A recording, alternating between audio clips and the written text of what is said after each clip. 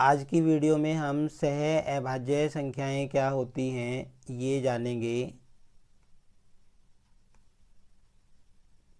वे संख्याएं जिनमें एक के अलावा और कोई उभयनिष्ठ गुणनखंड नहीं होता है सह अभाज्य संख्याएं कहलाती हैं। मतलब ऐसी संख्याएं जिनमें सिर्फ एक ही उभयनिष्ठ गुणनखंड होता है। एक मतलब एक तो सब कोई भाग कर देता है ना।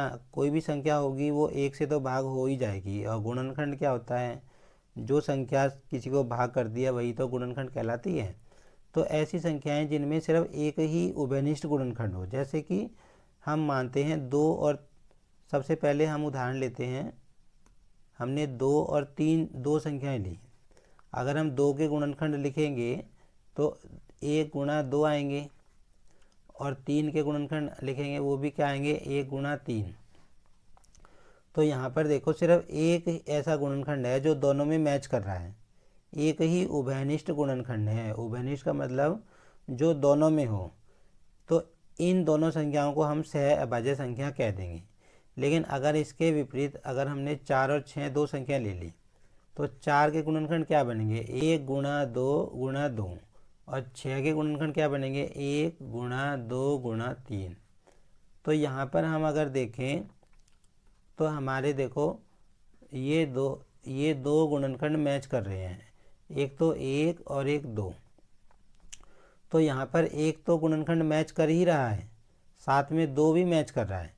तो लेकिन हमने क्या कहा, वे संख्याएं जिनमें सिर्फ एक ही होना चाहिए उभयनिष्ठ गुणनखंड, एक के अलावा और कोई गुणनखंड नहीं होना चाहिए, तो ऐसी संख्याओं को हम सह अभाज्य संख्याएं बोलेंगे। तो 4 और 6 हमारी सह अभाज्य संख्याएं नहीं है। ऐसे ही हम सह अभाज्य संख्याओं के और भी उदाहरण ले सकते हैं, जैसे 5 और 7 है, 3 और 7 है, 11 और 13 हैं। ये सारी सह अभाज्य संख्याएं हैं। इन सब में अगर हम उभयनिष्ठ गुणनखंड निकालेंगे तो एक ही मिलेगा। अब इसकी सहभाज्य संख्याओं की एक परिभाषा और लिखते हैं हम। वे संख्याएं जिनका महत्तम समापवर्तक, जिसको हम शॉर्टकट में मैं से भी बोल देते हैं, एक होता है। वे संख्याएं जिनका महत्तम समापवर्तक क्या होता है, एक होता है, सह अभाज्य संख्याएं कहलाती हैं। मतलब ऐसी दो संख्याएं जिनका महत्तम समापवर्तक अगर हम निकालें तो एक आए। जैसे कि अभी हमने उदाहरण लिया था 2 और 3। तो महत्तम समापवर्तक हम कैसे निकालते हैं भाई, पहले हम 2 के गुणनखंड निकालेंगे, इसके गुणनखंड 2 आएंगे, 3 के निकालेंगे 3 आएंगे। तो क्या होगा, इनका कोई गुणनखंड मैच नहीं कर रहा, तो इनका जो मैच से आएगा वो क्या आएगा, 1 आएगा। मतलब अगर कोई गुणनखंड मैच नहीं कर रहा, अगर इसको हम गुणा 1 भी लिख दे तो इसका गुणनखंड सिर्फ एक ही मैच करेगा, एक ही उभयनिष्ठ गुणनखंड है, तो इसका मैच से 1 आएगा। तो ये संख्याएं क्या हैं, उदाहरण हैं सह अभाज्य संख्याओं की, क्योंकि इनका मैच से 1 है। मतलब चाहे ऐसे कह लो कि मैच से 1 हो, या ऐसे कह लो कि उनका उभयनिष्ठ गुणनखंड सिर्फ एक ही हो, एक के अलावा और कोई ना हो। अब जैसे कि और उदाहरण लेते हैं, मान लो हमने संख्या ली, एक 5 ली और एक हमने 6 लिया। तो 5 के अगर हम गुणनखंड निकालें तो क्या आएंगे, 5 गुणा 1 आएंगे, और 6 के गुणनखंड निकालेंगे तो क्या आएंगे, 2 गुणा 3 गुणा 1।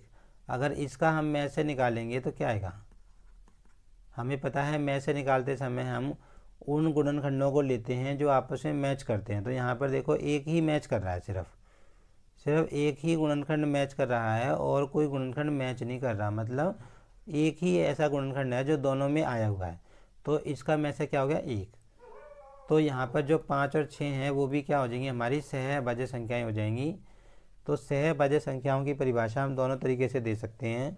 या तो हम ये कहें कि ऐसी संख्याएं जिनका उभयनिष्ठ गुणनखंड सिर्फ एक होता है, एक के अलावा और कोई नहीं होता। या हम ये कहें कि ऐसी संख्याएं जिनका महत्तम समापवर्तक 1 हो, ऐसी संख्याओं को हम सह अभाज्य संख्याएं कहते हैं। तो आज की वीडियो में हमने सह अभाज्य संख्याओं के बारे में जानकारी ली। आज के लिए इतना ही।